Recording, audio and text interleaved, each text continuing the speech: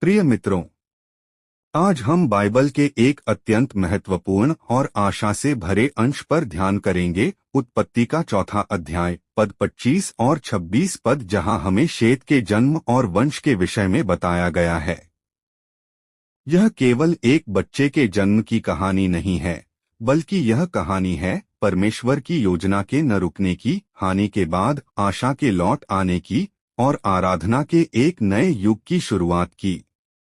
Can द्वारा हाबिल की हत्या के बाद आदम और हव्वा का जीवन गहरे दुख और टूटन से भर गया था। हाबिल, जो धर्मी था, अब जीवित नहीं था।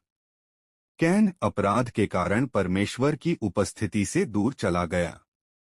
ऐसा प्रतीत होता था कि धर्मी वंश समाप्त हो गया है। परंतु मित्रों, परमेश्वर की योजना मनुष्य की हिंसा से कभी समाप्त नहीं होती।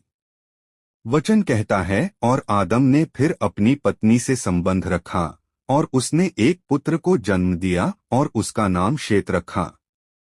शेत नाम का अर्थ है ठहराया हुआ, नियुक्त किया गया, स्थापित किया गया। हव्वा स्वयं कहती है, परमेश्वर ने मुझे हाबिल के स्थान पर दूसरा वंश ठहराया है। यह वाक्य हमें सिखाता है कि परमेश्वर हानि की भरपाई करता है और टूटे हुए स्थान पर नई शुरुआत देता है। शेत मनुष्य की योजना नहीं था, बल्कि परमेश्वर की व्यवस्था का परिणाम था।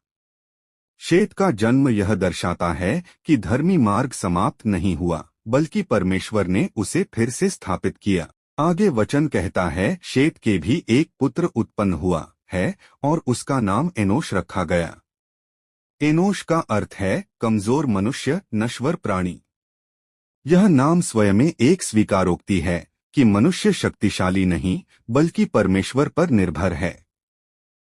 और फिर आता है बाइबल का एक अत्यंत निर्णायक वाक्य, उसी समय से लोग यहोवा के नाम से पुकारने लगे। मित्रों, यही वह क्षण है जहां मानव इतिहास में आराधना का नया युग आरंभ होता है। अब केवल बलिदान नहीं, बल्कि नाम लेकर परमेश्वर को पुकारा जाने लगा।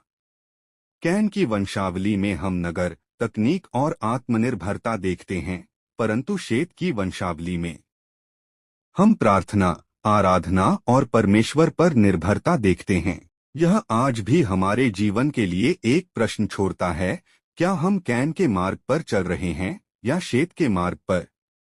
क्या हम केवल अपनी सामर्थ्य पर निर्भर हैं या यहोवा के नाम को पुकारते हैं? शेत का जन्म हमें सिखाता है, परमेश्वर टूटे जीवन से भी नई कहानी लिख सकता है।